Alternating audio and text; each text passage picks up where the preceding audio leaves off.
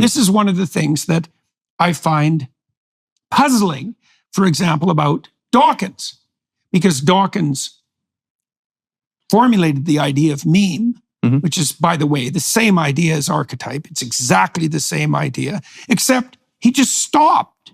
It's like, okay, there are memes, they're selected for. Okay, selected on what basis exactly? Does that mean there's a hierarchy of memes?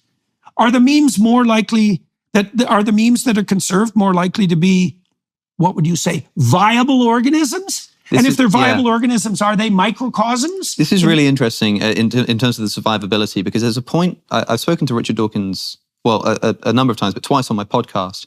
And the second time, somebody pointed out to me that there might be a point of agreement between you two that has been overlooked, which is that, I don't know if you've ever come across the evolutionary argument against naturalism, or the argument from reason, the idea that if you're a materialist, you can't trust your reasonable faculties. So Alvin Plantinga formulated this very well, very, very geniusly, I think, in saying that if you believe that evolution by natural selection happens materially, what does natural selection select for? Survivability. So if you're a materialist, that means that the very rational faculty that you're using right now evolved not to be sensitive to truth, but to survivability. Yes, that's right. And if that's the case, well, definitely. Why do you believe in the truth of evolution? Well, because you've been rationally convinced of it.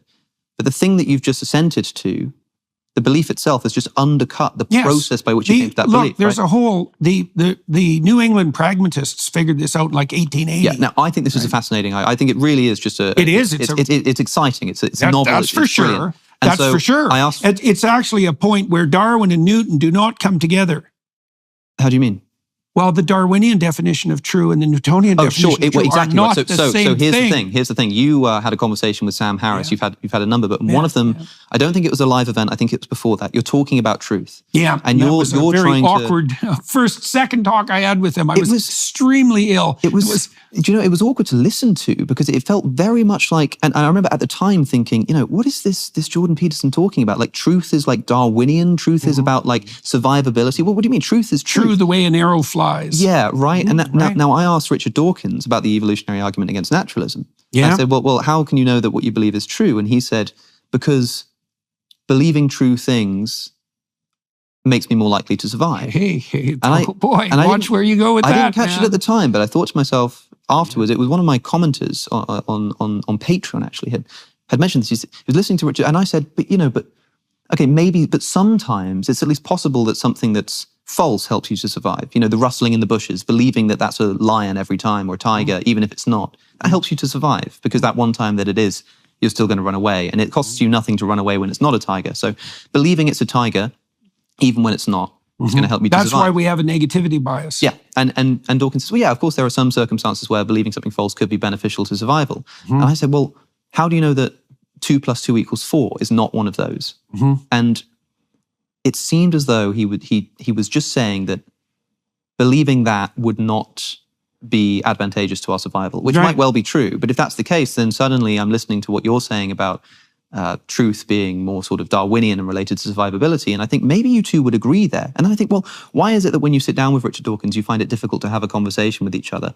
And well, I think it's partly because we don't know each other very well. That's right. Also and so, true. And also, there are things he knows that I don't know, and there are things I know that he doesn't know. Now, I would say, in my defense, that what would you say? I'm more aware of the things he knows that I don't know than he is of the things I know that he doesn't know, right? So, for example, as far as I can tell, Dawkins doesn't know anything about the Jungian tradition of literary interpretation. And that actually, if you're going to talk about religion, that's actually a fatal flaw, right? So, and, he's called me, for example, drunk on symbols. It's like, well, the imagination is a biological function.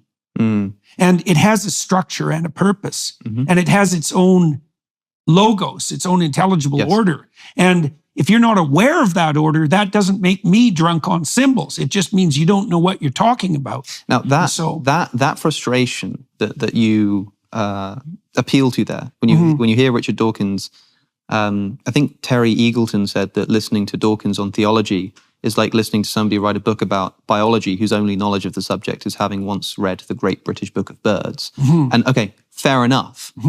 But that actually turns out to be a real problem. And it's a problem with regards even to the meme idea, because you don't have to extend Dawkins' work very far to understand that religious stories are memes. Sure. Right. Yeah. Well, and there's a hierarchy of memes, and some of them are very functional. But then here's the thing, like that frustration that you're sort of throwing in that direction, I think people throw towards you when you say, well, religion, you don't have to look very far to see that religion is a meme.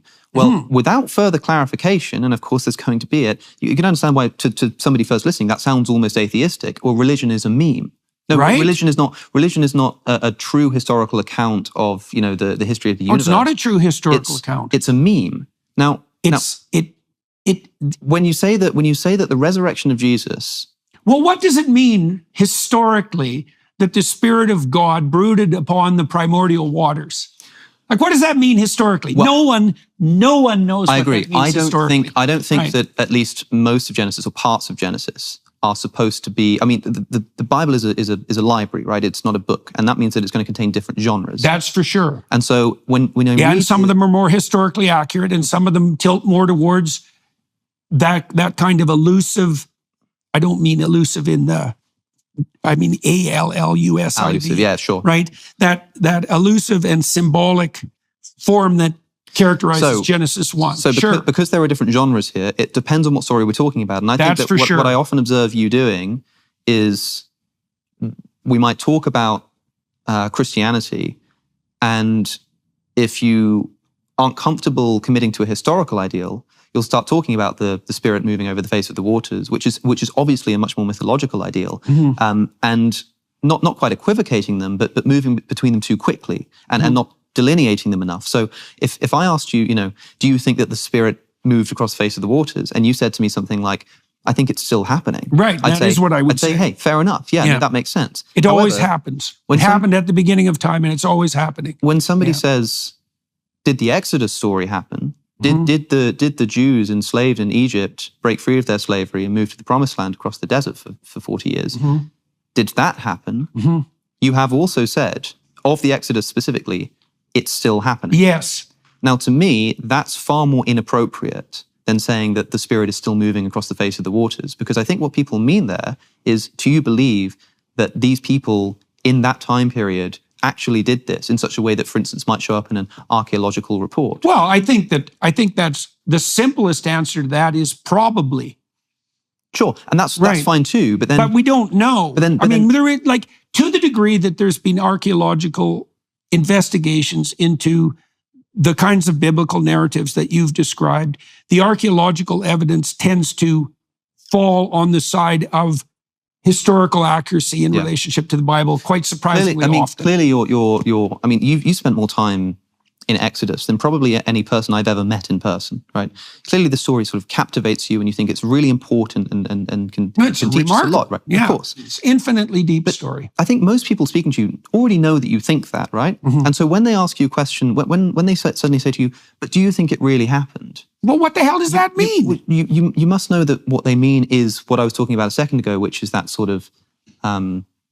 What? Okay, so fine. So it's easy just to turn this around. It's like, okay, what exactly happened in your historical account when Moses encountered the burning bush? I don't need to know exactly what happened. What I need to know is I'm not asking you specifically I know. Or attacking you for that. What I need to know is that if I sort of went to the Egyptian desert at sort of the time that this story is alleged to have taken place in history, would I see a mass movement of Israelites from Egypt into the Promised Land? Would I see people with feet walking through the desert, leaving footprints? Well, let's take it apart rationally. So, but you also understand that when someone's asking that, and you like, even if you don't like the question, you must understand what someone's asking. Oh yes, and if that's the I case, understand many of the things that they're doing simultaneously. Then you must also understand that when you then say it's still happening, people just go, "What are you talking about?" Yeah, well, I would say that's not my problem. But it becomes a problem when you understand that someone's asking a quite banal historical question. Yeah, but you don't get to do that. But why not? Because the stories that you're dealing with aren't banal. I agree, but like so you can't reduce them to something banal, even if it's what would you call it? Even if it's reassuring. This actually happened. Well, then what do you do with the burning bush? So this actually happened. One comparison I would make is between this and talking about fiction more broadly. Yeah. Right. Well, you got it right earlier. I would say you noted that the stories in the biblical library leap across genres. Yes. Right. Well, we know this because sometimes they're poetry and sometimes they're song. Yeah, exactly. And so in any given story, there's going to be historical account plus mythological overlay. Yeah. And, you have to be a discriminating reader to kind of see what's different. And you don't just get to say, well, all the mythological symbolism is historical reality. Yeah. It's like, no, it's not. But here's the thing, for example. So like take a piece of trivial fiction like Forrest Gump. Yeah. Right? We say like, okay, did that happen? Now, I think that what you'd probably say is something like, well, I don't think the events literally occurred, but I think that they obviously get at something that's sort of perennially true about human nature. Exactly. But then suppose I said to you, right. But hold on, they happened. They existed as a pattern. But there's a scene in Forrest Gump when I think he meets the president. Is it JFK at the time? I think he goes and meets John F. Kennedy. Yeah. And so I said to you, well, is JFK the like that specific part of that story? Is it true that JFK was the president?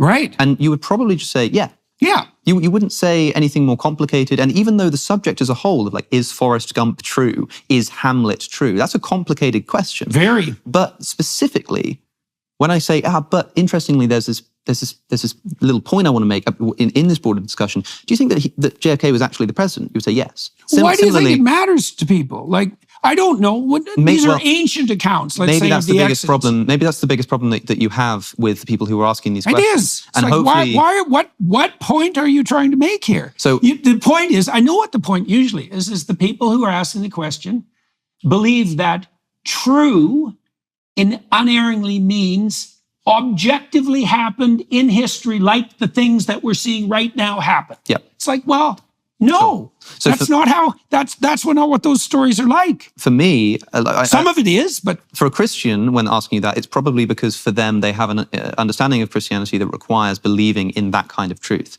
For me, and the reason why I hope that like me asking these questions will be less frustrating to you is because I have no desire for that. I don't care about that. I'm genuinely just interested in what you think. Yeah, and so understood. my desire to know whether you think Exodus historically happened goes no further than a point of interest about your beliefs. Well, so there's elements of especially the setup to the Exodus story that strike me as very, very plausible historically. Mm-hmm. So, for example, the Jews before the Pharaoh of that time were under the guidance and protection of Joseph and the previous Pharaoh, and they regarded the Israelites as benefactors because Joseph had helped save the kingdom and his people were welcome. But that was forgotten. And so the new Pharaoh and the new Egyptians regard the appallingly successful Jews as destructive interlopers and they make them slaves. It's like, well, can you believe that? Well, it happens all the time. Sure. It's happening right now. So it's very to me plausible. that in this particular case, saying it's very plausible, it's like saying something like, well, yeah, it could have happened. I don't know. Well, I don't know. I don't think anybody knows. So when somebody asks, did the Exodus really happen? That word really, when they say, like, if I just said, really is the crux. If I said, did the Exodus happen? And I'd understand why you would then say, well, you've got to understand what kind of story this is. Fine. Yes. But then if somebody says, yeah, but did it really happen? Which parts of it? Even if they're not expressing it very well, like what they're getting at there is they're trying to emphasize the historicity. They're trying to say, yeah, but did it historically happen? Probably is what they mean by the word really there. Right. But the thing is, it speaks of the problem is that Christians who ask that have a metaphysics that's not Christian. Mm-hmm.